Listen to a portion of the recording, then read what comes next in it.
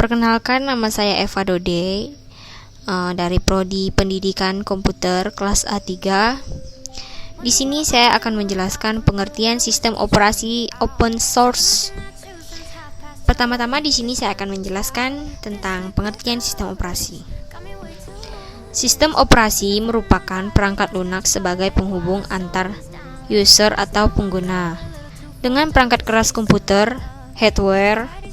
Sistem operasi akan mengelola setiap sumber daya yang terdapat pada sistem komputer, baik itu perangkat keras, peripheral, perangkat lunak aplikasi, dan perangkat tambahan lainnya yang terhubung dengan sistem komputer.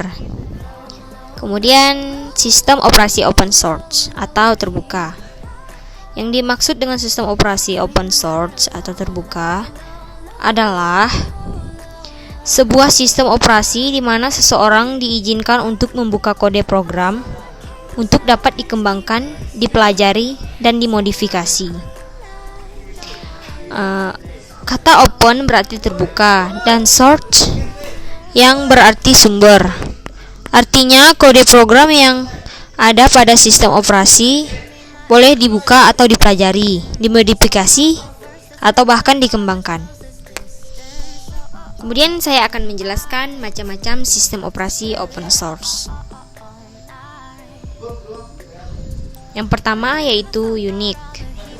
Unix adalah merupakan awal dari sistem operasi Linux. Unix diawali dari project multi pada tahun 1965 yang dilakukan American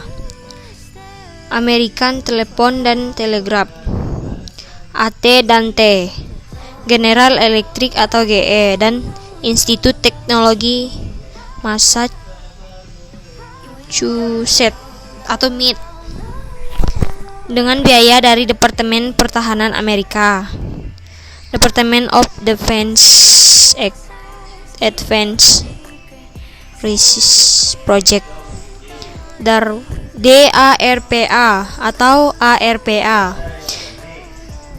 Yang kedua ada BSD atau Berkeley Software Distribution. Sistem operasi BSD atau Berkeley Software Distribution adalah sistem operasi yang hampir mirip dengan Unix. Akan tetapi FreeBSD bukan turunan dari Unix. Sistem operasi juga lebih dikenal dengan FreeBSD, yaitu sistem operasi ini dikembangkan oleh Berkeley Software Distribution. Sistem operasi ini juga banyak yang menyukainya karena gratis dan open source, kan tetapi tidak sepopuler Linux. Yang ketiga ada GNU Linux, yaitu sistem operasi yang ditemukan oleh Linus Torvalds. Sebuah sistem operasi ini diturunkan dari Unix dan terus dikembangkan sampai sekarang. Linux sendiri merupakan sistem operasi yang jarang dipakai di Indonesia karena kebanyakan orang Indonesia lebih suka menggunakan sistem operasi Windows. Sebenarnya Linux tak sesulit yang diperkirakan karena kita hanya perlu sedikit belajar dan membiasakan untuk menggunakan Linux. Sistem operasi Linux mengalami perkembangan yang sangat pesat karena sifatnya yang sangat open source. Yang keempat ada Sun Solaris.